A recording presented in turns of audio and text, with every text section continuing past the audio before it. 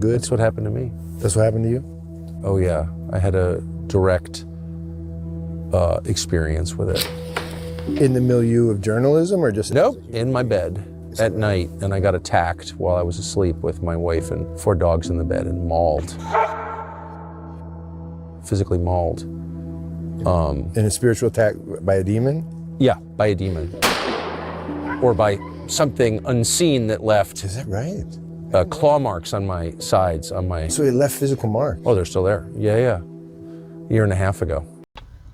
This is Feed Your Mind. And so Tucker Carlson is reporting that he was mauled by a demon. The Young Turks reported on this. They don't believe it. You know, it seems like most people from that particular party seem to be atheists.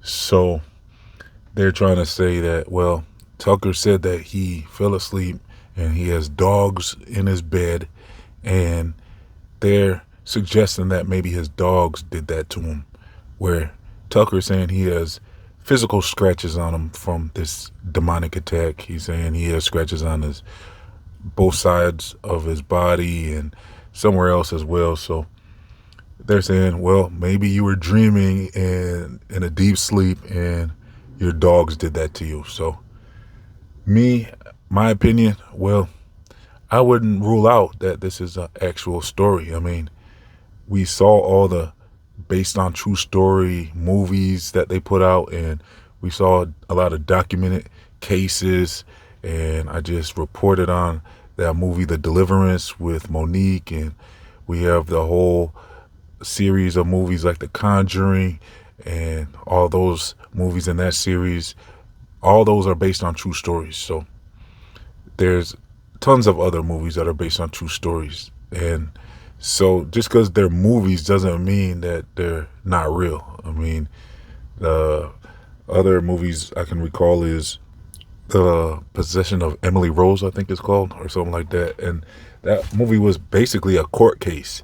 So they took the court case that happened and they're trying to blame, what happened to her when she was unalived on something else. And the court case determined that, well, it seemed like, from what I recall, it determined that even though they found whoever guilty, that the judge decided that they were not going to impose a sentence.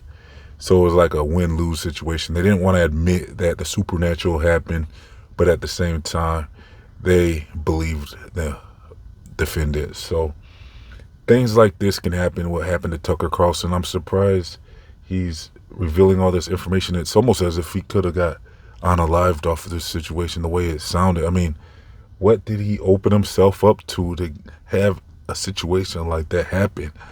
Now, I'll probably have to leave a poll and see what you guys think.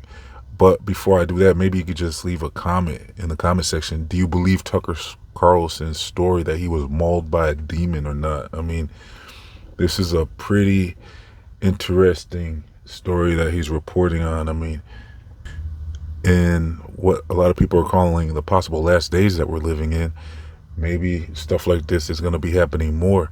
I mean, he did report this right around Halloween. That's interesting that it's coming out right around the time of the year where you would expect a story like this. But, I mean, could have it been his dogs, or do you think this was real? That's the question. I mean, it's a very insane story. To me, what I would think is, for someone to have been attacked like that, you would have had to open yourself up to some type of thing where you might have did something where you exposed yourself to the occult, maybe like a Ouija board or tarot reading and stuff like that. Probably things like being tricked maybe to call out to false gods and pagan gods and deities like that maybe. Now, I do believe that Tucker Carlson might be a Mormon. I'm not sure what faith he's in. So who knows if his religious practices might have opened himself up to anything like that. But, I mean, he did say that he read the Bible after that. Now, if he is a Mormon, I know the Mormon Bible is different than the actual Christian Bible. But when it comes down to the history of the Bible, I mean, I did my history on it, and it looks like Constantine was involved in the Council of Nicaea, and I'm gonna do more research on it, but this is what I kind of looked into, is like who came up with the final canon of the Bible. I know the Roman Catholics had a lot to do with that stuff as well. And from what I recall, it seems like a lot of Roman Catholics actually do have a lot of incidents with demonic activity. That's why they have a whole department like the exorcists, and they have to get approval from the Pope area and the Vatican in order to carry out some of these exorcisms. So why is it that a lot of these Catholics seem to go through these possession scenarios? Maybe it has something to do with some of their practices, you know? I mean, a lot of these practices and these faiths, you know, they're kind of rooted in things sometimes where they might have been manipulated with, because we know we're not supposed to be praying to Mary. And then, I mean, we're supposed to give our prayers to the Most High, the Father, you know? And there's other practices like the statues, the idolism, and there's practices that I would not be doing, I would not be partaking in. And then even a lot of the Protestant organizations of Christianity have